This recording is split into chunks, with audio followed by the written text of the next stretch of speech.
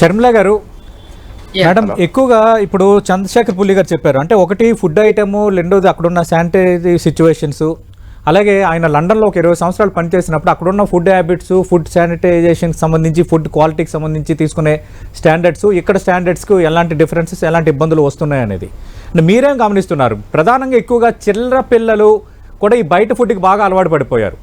ప్రధానంగా ఈ జంక్ ఫుడ్కి బాగా అలవాటు పడిపోయారు. జంక్ ఫుడ్ అంటే ఇంట్లో తయారు చేసే వాతావరణం తక్కువ, సింపుల్గా క్లిక్ చేయాలి, ఇంటికి వచ్చే అటు కేఎఫ్సి చికెన్ నుంచి తర్వాత పిజ్జాలు, బర్గర్లు, రకరకాల ఐటమ్స్, రకరకాల స్వీట్లు పిల్లలు ఇష్టపడుతున్నారని మనం కూడా అలాగే తెప్పిస్తున్నాము, వాళ్ళు అలాగే తింటున్న వాతావరణం. అంటే ఈ ఫుడ్ కల్తీ వల్ల ఎలాంటి సమస్యలు వస్తున్నాయి, మీకు ఎదురవుతున్న కేసులు ఏ రీతిలో ఉంటున్నాయి? ఫుడ్ ఇండియాలో కూడా food safety standards authority of India FSSAI అని ఉంది. అయితే ద మెయిన్ ప్రాబ్లం అబౌట్ రెండు రకాలుగా వస్తాయి మనకి ఫుడ్ తో వచ్చే ప్రాబ్లమ్స్. ఒకటి కంటామినేషన్, అంటే శుభ్రత సరిగ్గా లేకుండా. రెండోది క్వాలిటీ, ఆ క్వాలిటీ ఆఫ్ ద ఇంగ్రీడియంట్స్. దీన్ని నేను ఎక్స్ప్లెయిన్ చేస్తాను. ఫుడ్ కంటామినేషన్ అని అంటే స్టోరేజ్, అది ఎలా వాడుతున్నారు, ఎక్స్పైరీ డేట్ ఉన్నవి వాడుతున్నారా, లేదా ఎంత రిఫ్రిజిరేటర్ లోంచి తీసి మళ్ళీ అది రిఫ్రిజిరేటర్ ఒకసారి తీసి మళ్ళీ లోపల పెట్టాక థాయింగ్ అంటాం. సో వాటిల్లో క్రిములు ఎక్కువ గ్రో అవుతా ఉంటాయి. రెస్టారెంట్స్ లో జరిగేది ఏంటంటే వాళ్ళు తెచ్చి పెట్టుకుంటారు, స్టోర్ చేసుకుంటారు. స్టోరింగ్ రైట్ గా ఉన్నా గానీ దాని ఎక్స్పైరీ డేట్ అయిన తర్వాత కూడా వాడే అవకాశం ఉంటుంది. ఒకవేళ కనుక ఫేమస్ రెస్టారెంట్ కాదు, ఎక్కువ మూవ్ అవ్వట్లేదు, లేదా మీరు ఆర్డర్ చేసేది చాలా రేర్ థింగ్ అయితే, ఇట్లాంటివన్నీ ఉంటాయి. అది ఒకటైతే, రెండోది ఏంటంటే ఇంగ్రీడియంట్స్. రీహీటెడ్ ఆయిల్ అనే దాని గురించి మాట్లాడాలంటే మనకి యాక్చువల్ గా ప్రతి రెస్టారెంట్ లో TPM మీటర్ అని ఉండాలి. TPC ఆర్ TPM అంటారు, అంటే total polar material or total polar compounds. వీటిని ఇది 20-25% కంటే ఎక్కువ అవ్వకూడదు. ఇవి ఎక్కువ ఎలా అవుతాయంటే వాడిన నూనె, ఇప్పుడు మనం ఇంట్లో కూడా మనం వాడే నూనెలు కూడా మాటికి సేమ్ ఆయిల్ హీట్ చేస్తుంటే, పూరీలు కాలుస్తారు, కొంచెం ఎక్స్ట్రా ఆయిల్ ఉంటుంది. ఇదే ఆయిల్ మళ్ళీ దాంట్లోనే పూరీలు కాలుస్తుంటే అట్లానే చేస్తారు బయట.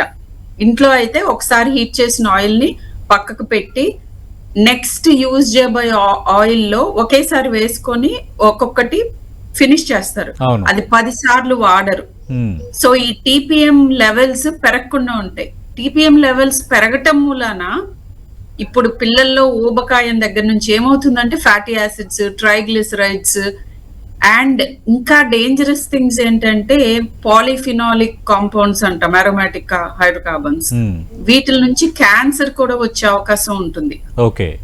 Particularly colon cancers, breast cancer and పిల్లల్లో ఒబిసిటీ అండ్ ఇప్పుడు వస్తున్న చాలా problems like polycystic ovarian disease. ఇవన్నీ కూడాను మనం తినే ఫుడ్ లో both quality and ingredient problem మూలన వస్తుంది. అండ్ ఇంట్లో చెయ్యని వాళ్ళకే కాదు, స్విగ్గీ జొమాటో ప్రాబ్లం ఉన్నది. ఇంట్లో చేసినా కూడా ఇంటి ఫుడ్ రెస్టారెంట్ ఫుడ్ తో కంపీట్ చేయటం టేస్ట్ వైజ్ అనేది జరగదు. సో ఓన్లీ వే ఈస్ మీరు పిల్లల్ని, పర్టికులర్ గా నేను పీడియాట్రిషియన్ కాబట్టి వారానికి ఒకసారికి మించి బయట ఫుడ్ తినకూడదు, వారానికి ఒకసారి మించి మీరు ఆర్డర్ చేయకూడదు, ఇట్లాంటివి చూసుకోవాలి. అండ్ ఇంకొక వెరీ ఇంపార్టెంట్ థింగ్ రీసెంట్ టైంలో జరిగింది ఏంటంటే చాక్లెట్స్ లో నుంచి చిన్న పురుగులు రావటం. చాక్లెట్స్ తిని, బేకరీ ఫుడ్స్ తిని, బర్త్డే కేక్ తిని సడన్ డెత్ అయింది కొంతమందికి. బేకరీ ఫుడ్ తిని ఒక చైల్డ్ రక్తం వాంతులు అయ్యి చనిపోయారు. ఇవి మనం పంజాబ్ లో చాలా చోట్ల విన్నాం. వీటిల్లో ప్రాబ్లం ఏంటంటే మనకి యూజువల్ గా టైఫాయిడ్ కాజ్ చేసే ఆర్గానిజం సాల్మోనెల్లా టైఫీ అంటాం, అది రావచ్చు కంటామినేటెడ్ ఫుడ్ మూలన. ఎక్స్పైర్ అయిన ఫుడ్ లో పర్టికులర్లీ స్వీట్స్, మిల్క్ బేస్డ్ వాటిల్లో సాల్మోనెల్లా టైఫీమ్యూరియం అని పెరిగి ఇది సీరియస్ గ్యాస్ట్రోఇంటెస్టైనల్ ఇన్ఫెక్షన్ కాజ్ చేసి చాలా తీవ్రంగా వచ్చి ఒక్కొక్కసారి డెత్ కూడా కాజ్ చేయొచ్చు. సో అండ్ ఇంకొకటి ఫుడ్ లో వాడే ఎడిటివ్స్ కి సడన్ ఎనఫిలాక్టిక్ రియాక్షన్స్ రావచ్చు. సో ఎప్పుడైనా కానీ ఏదైనా కూడా మోతాదు మించి చేయకూడదు. బయట తింటం అవ్వచ్చు, ఇంకోటి అవ్వచ్చు. ఓకే. సో పాయిజనస్ కెమికల్స్ ఉంటాయి, వాటిని మనం కంటిన్యూస్ గా బాడీకి అవే పెడుతూ ఉంటే ఆబ్వియస్ గా ఇప్పుడు క్యాన్సర్స్ ఎందుకు ఎక్కువ అవుతున్నాయి, డయాబెటీస్ ఎందుకు ఎక్కువ అవుతుంది, ఊబకాయం ఎందుకు ఎక్కువ అవుతుంది, ఇన్ఫర్టిలిటీ ఎక్కువ ఎందుకు అవుతుంది, ఈ క్వశ్చన్స్ అడుగుతూ ఉంటారు చాలా మంది. అది right from soil contamination to food contamination to air contamination to water pollution, ఇవన్నీ. సో మనము యాజ్ ఇండివిజువల్స్ అండ్ పేరెంట్స్ చేయగలిగింది ఏంటంటే కంప్లీట్ గా బయట తినకూడదు అని చెప్పటం అనేది, అది ఫాలో అవటం అనేది ఇప్పుడున్న పరిస్థితుల్లో దుర్లభం. At least have a cap right weekly once, not more than that. ఇట్లా చేయటం మూలంగా పిల్లల హెల్త్ మరీ రిస్క్ లో పడకుండా చూడొచ్చు. ఇంకోటి ఏంటంటే బయట ఫుడ్ తినే వాళ్ళల్లో హెలికోబాక్టర్ పైలోరీ అని ఒకటి, అమీబియాసిస్, ఇది ఎప్పటి నుంచో తెలిసిందే. ఈ హెచ్ పైలోరీ ఇన్ఫెక్షన్ వచ్చిన వాళ్ళకి ఎప్పుడు ఎసిడిటీ ఉన్నట్టుగా, ఎసిడిటీ మందులు తీసుకుంటే తగ్గి మళ్ళీ తిరిగి వస్తుంది. రీఫ్లక్స్ ఇస్ఫెజైటిస్ అని వస్తుంది. ఇది ఈస్ఫెజల్ క్యాన్సర్ కూడా కాజ్ చేయొచ్చు. So simply eating outside food for long time లేదా లాంగ్ స్టాండింగ్ ఎసిడిటీ ఉన్నప్పుడు ప్రాపర్ గా ట్రీట్ చేయించుకోండి. Best thing is to minimise బయట తినే ఫుడ్ నంబర్ ఆఫ్ టైమ్స్ తగ్గించుకోవాలి. వెరీ హాట్ ఫుడ్ తినడానికి ప్రిఫర్ చేయాలి. బయట తినే పానీపూరి లాంటివి, అంటే ఎక్కడైతే రోడ్డు మీద బండి ఫుడ్ ఉంటుందో అక్కడ రీహీటింగ్ ఆయిల్స్ ఎక్కువ ఉంటాయి అండ్ స్టెరిలైజ్డ్ కాని వాటర్ యూజ్ చేస్తారు. వీళ్ళల్లో నేను చాలా మందిలో హెపటైటిస్ ఏ అంటాం, అంటే ఫుడ్ అండ్ వాటర్ ద్వారా మనకి వచ్చే జాండీస్ వచ్చే అవకాశం ఉంది. ఇవన్నీ తగ్గించుకోవాలంటే వ్యాక్సిన్స్ తీసుకోవటం ఒక పద్ధతి అయితే, బయట ఫుడ్ తినటం తగ్గించుకోవటం ఇంకా అత్యంత కీలకం. అది కీలకం. శర్మిల గారు, అటు ఫుడ్ స్టాండర్డ్స్ మేడం చెప్పినట్టు జాండీస్, హెపటైటిస్ ఏ అండ్ ఈ వెరీ కామన్. అంటే ఇంకా ఎలాంటి సమస్యలు మీరు అబ్జర్వ్ చేస్తున్నారు? రెండోది, ఇప్పుడు రాబోతుంది వర్షాకాలం, ఆల్రెడీ సీజన్ దాదాపు కొంత స్టార్ట్ అయినట్టే. ఈ వర్షాకాలంలో కూడా ఈ రకరకాల ఫుడ్లు, బయట ఫుడ్లు తినటం వల్ల వచ్చే రకరకాల ప్రాబ్లమ్స్ మళ్ళీ అరైజ్ అవుతాయి. ఒకటి ఇక్కడ ఫుడ్ కల్తీ అనేది ఒక ఎత్తు అయితే, రెండోది రాబోతున్న వర్షాకాలంలో ఫుడ్ తినటం అనేది, దీనిపై ఏం చెప్తారు శర్మిల గారు? వర్షాకాలంలో వాటర్ కంటామినేషన్, తర్వాత sewage water pipes, water pipes మధ్యలో పగిలిపోయి ఆ రెండు క్రాస్ కంటామినేట్ అవటం, ఇట్లాంటివి ఎక్కువ ఉంటాయి. సో వాటర్ బోర్న్ డిసీజెస్ ఎక్కువగా ఉంటాయి వర్షాకాలం అంతా. అండ్ దీని మూలంగా అండ్ క్లెన్లీనెస్ కూడా తక్కువగా ఉంటుంది, ఎందుకంటే అంత చుట్టూ అంత ప్రాపర్ గా మన రోడ్స్ క్లాగ్ అయిపోతాయి, నీళ్లతోనే లోపలికి వెళ్తూ ఉంటారు, ఈగలు ఎక్కువవుతూ ఉంటాయి. ఇట్లాంటివన్నీ జరిగినప్పుడు ఆబ్వియస్ గా food Born infection, water Born infection వస్తుంది. సమ్మర్ లో ఇంకో రకంగా ప్రాబ్లం ఉంటుంది. సమ్మర్ లో ఏమవుతుందంటే ఆ వేడికి వండిన food with in 2 to 3 hours గనక మనం ఫ్రిడ్జ్ లో పెట్టుకోకపోతే, బెస్ట్ ఈజ్ ప్రతి పూట కుక్ చేసుకోవటం. బట్ అది ఆల్మోస్ట్ ఎవరు చేయలేరు ఇప్పుడు ఉన్న పరిస్థితుల్లో. సో ఇమ్మీడియట్ గా ఫ్రిడ్జ్ లో రిఫ్రిజిరేట్ చేయాలి. రీహీట్ చేస్తూనే, ఏదో రీహీట్ చేసుకోకుండా బయట పెట్టి నార్మల్ టెంపరేచర్కి వచ్చాక తినటం ఒకటి, లేదా రీహీట్ చేసిన తర్వాత దాన్ని స్టాండింగ్ ఉంచకూడదు. ఎప్పుడైతే మనం రీహీట్ చేస్తామో అది గుడ్ టెంపరేచర్, కొద్దిగా హీట్ చేస్తారు నోటికి పనికొచ్చేంతగా. అలా చేసినప్పుడు అదే టెంపరేచర్ లో ఆర్గానిజమ్స్ కూడా గ్రో అయ్యే అవకాశం ఎక్కువగా ఉంటుంది. కంప్లీట్ గా బాయిల్ చేయటం ఒకటి, దాంట్లో తొందరగా పెరగవు. ఆర్ జస్ట్ ఇనఫ్ హీట్ చేసినప్పుడు ఇమ్మీడియట్ కన్సంప్షన్. మన నోట్లోకి వెళ్ళిన తర్వాత మన పొట్టలో యాసిడ్స్ అవనివ్వండి, ఇంకా చాలా ఉన్నాయి మనకి డిఫెన్సెస్, ఇమ్మీడియట్ గా తినాలి. కొద్దిగా రీహీట్ చేసి కొంతసేపు బయట ఉంచి తర్వాత తింటే కనుక ఇంట్లో ఫుడ్ కూడా కంటామినేట్ అయ్యే అవకాశం ఉంటుంది. ఇదొకటి. రెండోది, కొన్ని ఆయిల్స్ లో ఏవైతే ఉన్నాయో safe oils, unsafe oils for reheating అని ఉంటాయి. వాటిలో పామ్ ఆయిల్ ఒకటి, సోయాబీన్ ఆయిల్ ఒకటి, రైస్ బ్రాన్ ఆయిల్ ఒకటి, కొద్దిగా చీపర్ ఉన్న ఆయిల్స్ అన్ని కూడా రీహీటింగ్ లో మాక్సిమం కార్సినోజెనిక్ అయ్యే అవకాశం ఉంటాయి, అంటే క్యాన్సర్స్ ఎక్కువగా వచ్చేది. సో మీరు పెద్ద పెద్ద ఎస్టాబ్లిష్మెంట్స్ లో ఆలివ్ ఆయిల్ లేకపోతే అలాంటి కాస్ట్లీ ఆయిల్స్ యూజ్ చేయటం అనేది కుదరదు. మీకు కనుక సెల్లింగ్ ఫుడ్ ప్రైస్ ఎక్స్ట్రీమ్ గా పెరిగిపోతుంది. సో బయట తినే ఫుడ్ లో వస్తున్న main long term problem reheated oils. దీన్ని మనము రెగ్యులర్ గా చెక్ చేసుకోవాలి. నేను చెప్పినట్టు టీపీసీ ఆర్ టీపీఎం మీటర్స్ తోటి చెక్ చేయాలి. సడన్ గా చెప్పపెట్టకుండా వెళ్ళి వాళ్ళ మీద రైడ్స్ చేయటం is the only way. And దాని పైన అట్లా జరిగినప్పుడు ఇమ్మీడియట్ గా వాళ్ళ లైసెన్స్ రద్దు చేయటం, అది మీడియాలో చూపించటం. అండ్ ఇలా చేయటం వలన ఏమవుతుందంటే అందరిలోనూ ఒక సెన్స్ ఆఫ్ భయం ఉంటుంది. ఓకే, నేను ఇలా చేస్తే గనక నా లైసెన్స్ రద్దయ్యే అవకాశం ఉంటుంది. మీరు అన్నట్టుగా ఏవైతే రెస్టారెంట్లు ఉన్నాయో వాళ్ళు కొంత భయానికి గురవచ్చు, కానీ పబ్లిక్ దాన్ని అంత పెద్ద ఇష్యూగా తీసుకోవటం లేదు. మళ్ళీ మరుసటి రోజు అవే రకాల ఫుడ్స్ తింటున్నారు, అవే రకాల ఫుడ్స్ లైక్ చేస్తున్నారు. హోమ్ కుకింగ్ లో తినటం అనేది మనకి చిన్నప్పటి నుంచి మనం అలవాటు చేసుకోవాల్సింది. ఇప్పుడు సార్ చెప్పినట్టుగా బయట తినాల్సిన అవసరం చాలా ఉంటుంది చాలా మందికి ఫర్ వేరియస్ రీజన్స్. బట్ ఇది ఇంపార్టెంట్ గా చూసుకుంటూ ఇది మనం ఇన్ని సార్లు కంటే బయట తినకూడదు అనేది రూల్ గా పెట్టుకుంటే తప్ప వీటన్నిటి నుంచి బయటపడే అవకాశం లేదు. పిల్లల్ని ఎట్లా కంట్రోల్ చేయాలి?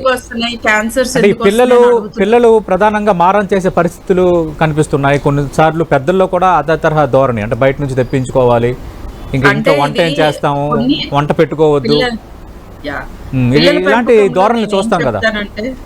నాన్ నెగోషియబుల్ థింగ్స్ అని ఉంటాయండి పిల్లల పెంపకంలో. ప్రతి దానికి నెగోసియేషన్ చేస్తున్నారు.